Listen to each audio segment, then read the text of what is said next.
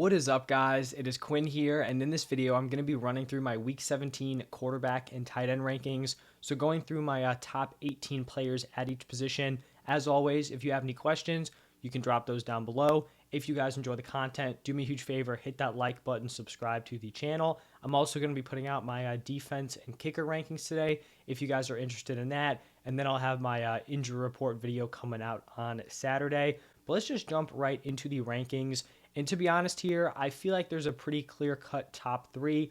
You know, someone may have a different top three, but for me, this one was pretty locked in. I ended up siding with Justin Fields here at number one. I think most people would probably rather opt for the safety of a guy like Josh Allen or Patrick Mahomes. And, you know, if that's what you want to do, like, I have no problem with that. I think all these guys are top options. But for me, when I look at Justin Fields, I don't know if there's a quarterback who has a higher ceiling as Justin Fields. And then you look at his matchup going up against the Lions. I really feel like this is a prime opportunity for Justin Fields to have a massive game and just like potentially single-handedly win you your fantasy championships. But like I said, if you want to go Josh Allen, you want to go Patrick Mahomes, that is totally cool. I have Allen at 2, Patrick Mahomes at 3. Then at 4, I have Joe Burrow in that exciting matchup against Josh Allen and the Bills. Obviously not a great matchup going up against that Bills defense, but Joe Burrow is playing at a very, very high level right now. Then at 5, I have Dak Prescott. He has a great matchup against this Titans team. I mean, I really feel like this one could get pretty ugly. We've got Tony Pollard banged up with an injury. Maybe they rely on the passing game even more than they have throughout the season. The Titans have given up a ton of points to opposing fantasy quarterbacks. And then you also factor in that the Titans don't really need to win this game. The Titans have Malik Willis at quarterback. You're probably not going to have Derrick Henry. He's doubtful for that matchup. So I do think this could be a huge offensive explosion for Dak Prescott and the Dallas Cowboys. Now at 6, I ended up going with Jared Goff. Similar to Justin Fields, this is a fantastic matchup here. Jared Goff has been playing at a very high level over the last chunk of games. And then you go up against the Bears, whose defense is just shredded. You know, they get lit up every single week, consistently giving up like 30 plus points. I think the Lions are going to come in here. I think they're going to put up a lot of points, and I think Jared Goff is going to have a very big fantasy day. Now at 7, I have Trevor Lawrence. And, you know, there was some, stuff up in the air throughout the week. Like I talked about with the Titans, they don't need to win this game. I think the Jaguars have some sort of wiggle room where if they win this game, it can help their wild card chances. But in reality, they're playing for that Week 18 game. But their head coach, Doug Peterson, came out. He basically said, like, there's no such thing as a, useless game. So he said they're going to go, full in with their starters. Now, I think it's possible where if they're up, 20 points in the fourth quarter, 17 points in the fourth quarter, we could see these guys pulled. But in order for that to happen, they would have to put up a lot of points. So I still feel confident starting Trevor Lawrence as like a mid-tier QB1 this week. Behind him, I have Kirk Cousins playing at a very high level, just like we've seen out of Lawrence and Jared Goff over the past few weeks. Not exactly an ideal matchup against the Packers, but someone who I still like as a starting option this week. At 9, I have Justin Herbert. He's definitely taken a hit over the last few weeks. He's been, slightly underwhelming. This offense hasn't been as explosive as we would like.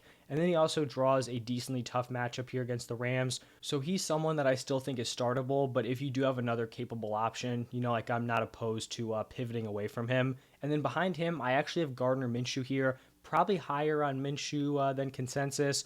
We saw him put up really strong fantasy numbers in his game against the Cowboys. He draws an easier matchup here against the Saints. If you wanted to argue Geno ahead of him, I wouldn't push back super hard, but I do think that Gardner Minshew is a QB1 this week. Like I just mentioned, Geno Smith at 11. He draws a tough matchup here against the Jets, but he also may be getting his wide receiver 2, Tyler Lockett, back. I think that's big for this offense. Even in some of his tougher matchups, it's not like Geno has totally tanked, still putting up decent numbers and has a pretty safe weekly floor. And then to wrap up the QB1s, I have Daniel Jones going up against the Colts. Not really a great matchup going up against that pretty tough Colts defense. Only thing keeping them, semi-relevant in games. But Daniel Jones continues to produce in not ideal situations with not ideal weapons. Now moving over to my QB2s, rolling with Brock Purdy here at 13. I think this is a game that could also get ugly here against the Raiders. Looks like Stidham's getting the start. Derek Carr to the bench. This Raiders team has just not been good. They've also, been pretty susceptible to opposing fantasy quarterbacks. Brock Purdy giving you a pretty solid week-to-week floor, so I do like him, just on the edge of a top 12 quarterback. Then behind him, I have Mike White making his return from that rib injury. We've seen, in his starts, putting up pretty decent production, in his 3 appearances. He has a decent, number of weapons around him. Garrett Wilson playing at a very high level when he's in there. So that's why he's my QB 14. And then at 15 and 16, I have, some of the best quarterbacks of all time. Aaron Rodgers here at 15 going up against the Vikings, and then Tom Brady at 16 going up against the Panthers. I've seen some people who are pretty into Aaron Rodgers this week, and I mean, I understand why. Like, I get the argument. We know it's Aaron Rodgers. The Vikings are typically a fantastic matchup for opposing fantasy quarterbacks. The reason why I can't get fully on board is that even on this solid stretch where they've been winning games, Aaron Rodgers still isn't giving you solid fantasy production. The man hasn't even scored 20 fantasy points in one game this season. For me, like, he's just not playing at a high enough fantasy level to warrant me, really wanting him in my lineup, even in a plus matchup. Like, if this was any standard week, like, sure, he's a solid streaming option. But if you are in the fantasy championships, I would, kind of hope you have a better option to pivot to, and, even a better, like, fringe option to pick up, like a guy like Daniel Jones or a Brock Purdy or a Mike White. 16, Tom Brady, still just not getting it done. The offense is gross. Big time game against the Panthers. We'll see if they can kind of right the ship here. 17, going with Teddy Bridgewater, has the weapons around him. Tua going to be out with that 3rd concussion of the year. Just a terrible situation in general. Hopefully you're not starting Teddy Bridgewater. And then 18, Tyler Huntley. At the time that I'm recording this, it does not seem very likely that Lamar Jackson is going to give it a go. That injury continues to linger on. Obviously very unfortunate for Lamar Jackson fantasy owners. So that's the top 18 quarterbacks. Now we're going to pivot over to the top 18 tight ends. And I think the tight end position is pretty interesting this week. Obviously, at number 1, you just continue to fire up Travis Kelce. He goes up against the Broncos, the clear-cut tight end 1 every single week. Now at 2, I think you could probably make an argument for 2, 3 different players. I ended up going with George Kittle in the games where Brock Purdy has been quarterback. Kittle is putting up really strong numbers. He also draws a nice matchup here against the Raiders. Like I talked about for Brock Purdy, I think this game could get ugly. I think the 49ers are going to put up points, and I think, there's a decent shot Kittle has another big game. Then behind him, I have TJ Hawkinson. If you want to argue Hawkinson at 2, I'm really not going to push back. He's coming off of a massive game. He probably has more guaranteed week-to-week volume than Kittle. Hasn't necessarily had the touchdown luck for the Vikings, but someone who I still think is a very, very strong play and someone who I'd feel very confident with. And then at 4, I have Evan Ingram, who has really just been on a tear for the past 4 weeks, getting very involved, not just being carried by touchdowns, super solid volume. I think he scored 3 touchdowns in the last 4 weeks, but the last 2 he hasn't gotten to the end zone and is still giving you big numbers. Lots of targets, lots of receiving work. So I like him here at tight end 4. Like I talked about with Trevor Lawrence, it doesn't seem like they're going to be resting these starters, so I'd expect him to continue to have a big role. At 5, I have Dallas Goedert. He returned off of IR last week. Didn't do anything crazy in the box score, but basically stepped right into his typical role. So I'm expecting him to return to mid-tier tight end 1 production. Then at 6, definitely probably the biggest faller here, Mark Andrews. I was pretty consistently ranking him at tight end 2. It just has not come together. And with Lamar Jackson not returning, we have to make a change here. This Ravens offense has not looked good. They haven't been able to support him. He draws a decently tough matchup against the Steelers defense. So for me, he's going to fall down here to tight end 6. At tight end 7, I have Dalton Schultz. Definitely underachieved over the past few weeks, but he continues to run a really strong number of routes. He's obviously still on a top scoring offense, so I would not be surprised if Dalton Schultz goes out there and has a big day here in a plus matchup against the Titans. Then at 8, I have Pat Freiermuth coming off of a really strong bounce back game after I believe he was goose-egged in week 15, just kind of filling into his normal tight end 8, 9, 10 area. At tight end 9, I have Dawson Knox.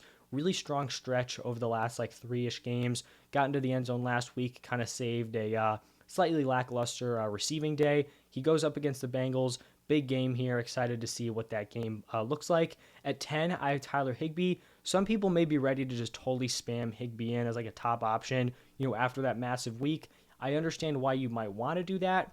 I personally still have some hesitations when it comes to this Rams offense. I know they had that massive performance. I still think in general it's a pretty rough unit. We've actually seen the Chargers defense play at a pretty high level over the second half of the season. So I'm not totally bought back in, but I do think he's a top 10 guy. At 11, I have Darren Waller. Pretty disappointing that he didn't see his usage jump after the, the week 15 game. He kind of stayed in that same role as a split between him and Foster Moreau. And then we have the QB change factored in there. Not someone who I'm super excited about this week. 12, David Njoku, another guy who I had much higher expectations for. Just can't really rank him much higher with the way that Deshaun Watson is playing. Now, looking at the high-end tight end twos, I have Greg Dulcich going up against the Chiefs. Very talented rookie tight end, just being held back by a pretty poor offense. 14, Cole Kmet going up against the Lions. Really, you're kind of just banking on a touchdown here if you're streaming for Kmet. I do think the Bears and Lions are both going to be putting up points, so we'll see if Cole can get into the end zone. Back-to-back at 15 and 16, I have Juwan Johnson and Taysom Hill. I think if the weather in Philly is pretty solid, I like Juwan Johnson. If the weather's looking rough, I like Taysom Hill and that rushing upside. 17, I have Gerald Everett.